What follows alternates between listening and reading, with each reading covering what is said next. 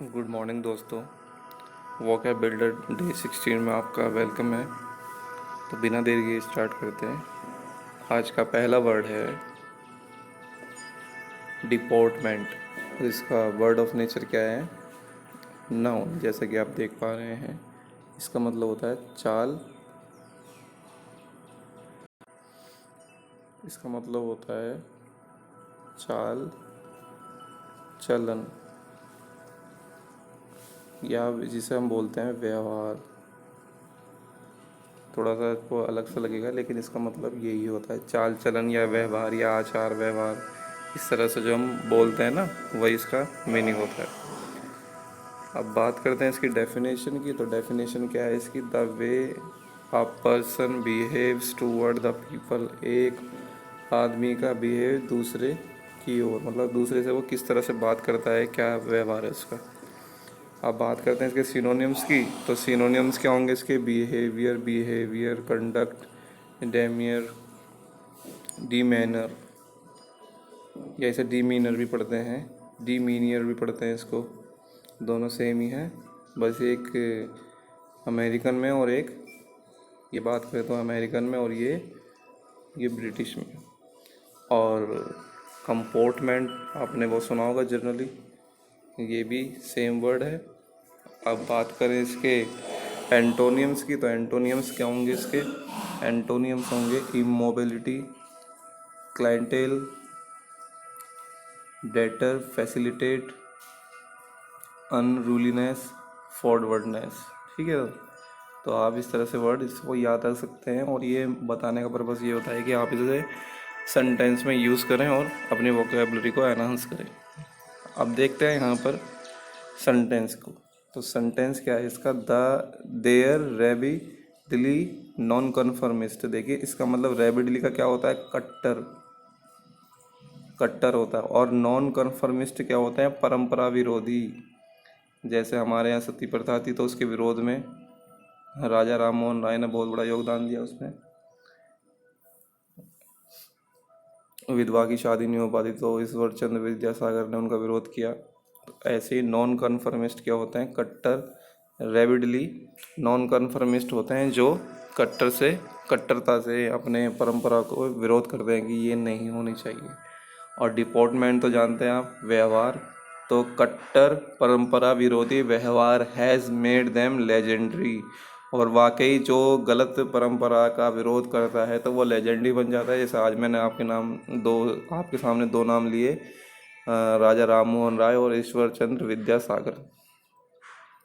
औरतों को पहले पढ़ाने नहीं दिया जाता था, तो अहिल्या बाई ने बहुत उसका बड़ा योगदान दिया कि औरतों को पढ़ने देना चाहिए, उन्हें पढ़ाना चाहिए। तो their rapidly non conformist deportment has made them legendary का मीनिंग है कि उनके कट्टर परंपरा विरोधी व्यवहार ने उन्हें महान बना दिया, लेजेंडरी बना दिया। ओके, तो इस तरह से आप इसे करेंगे। चलते हैं आगे नेक्स्ट वर्ड पर। नेक्स्ट वर्ड है आपके सामने इम्पीशियस। इम्पीशियस का मतलब क्या होता है? जैसे अविवेकी, क्रोधी, तेज, प्रचंड, साहसी या जोरदार। आप इसका मतलब समझ सकते हैं, जोरदार, क्योंकि आप जोरदार तरीके से प्रैक्टिस कर रहे हैं, तो आप इसे इस तरह समझ सकते हैं।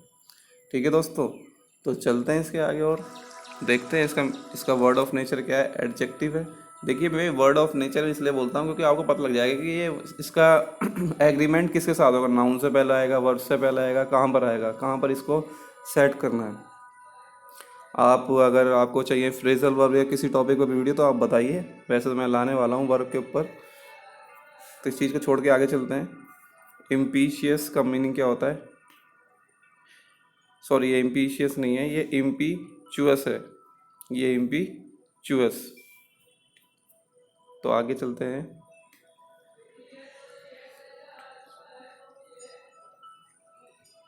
अब इम्पीचुअस का मीनिंग क्या होगा? Characterized by undue haste and lack of thought of deliberation.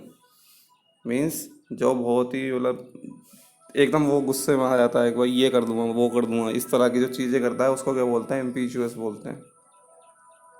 अब बात करते हैं इसके सिनोनिम्स की। सिनोनिम्स क्या होंगे इसके?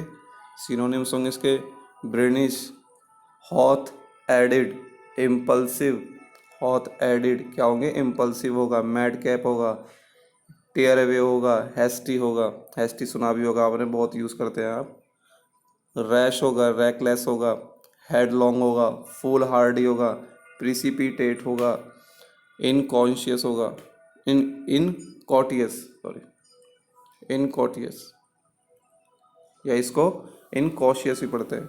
ठीक है, दोनों तरह से आप प्रोनाउंस कर सकते हैं, वैसे आप ब्रिटिश में करते हैं तो इसको इनकॉशियस पढ़ेंगे।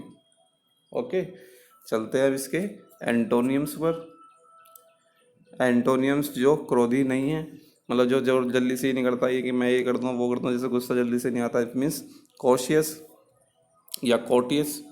सेंसिबल, थॉटफुल, केयरफुल, कंसिडरेट, काम, शांत, सरकमस्पेक्ट, रिफ्लेक्टिव, जो मतलब आता है और चला जाता है, जैसे रिफ्लेक्शन होता है ना किसी चीज़ का, तो वही चीज़। तो ये क्या होगा, जो वो साहसी नहीं है, मतलब जिसे जो शांत रहता है, बिल्कुल नॉर्मल रहता है। अब बात करते हैं इसके सेंटेंस की। सेंटेंस क्या होंगे, but the charge was so impetuous. अब चार्ज कैसा है, इम्पीशियस है। ये क्या है, इम्पीशियस मीन्स कैसा है, तेज। अब यहाँ चार्ज जो है ना, ये चार्ज जो लिखा है इसका मतलब क्या है, यहाँ पर मतलब है हमला। यहाँ पर इसका क्या मतलब है, हमला। ये चार्ज वो नहीं है कि चार्ज लगा दिया, चार्ज मीन्स हमला। अब इसकी हिंदी कुछ इस तरह से समझने की कोशिश कीजिएगा, but the charge was so impetuous, पर हमला इतना तेज था कि, हमला इतना तेज था डैट की द रानीज मैन, रानी के आदमी could not with stand. With stand माने क्या होता है, इसका मीनिंग टिक नहीं सके, टिक ना पाना। विद स्टैंड होता है, विद स्टैंड ना ले पाना मीन्स टिक ना पाना। Could not with stand it, हमला इतना तेज था, इतना प्रचंड था, इतना जोरदार था कि रानी के आदमी उसके सामने टिक नहीं पाए। तो ये इसकी पूरी की हिंदी है, विद स्टैंड। देखिए आपको सेंटेंस में भी कुछ एक दो वर्ड मिल जाते हैं तो उनको भी ध्यान रखिए। जैसे एक में मिलेगा आपको प्रूफ रीड, इसमें मिला आपको विद स्टैंड, ऐसे कुछ वर्ड्स होते हैं जो आपको मिल जाते हैं। तो मिलते हैं आपसे नेक्स्ट वीडियो में।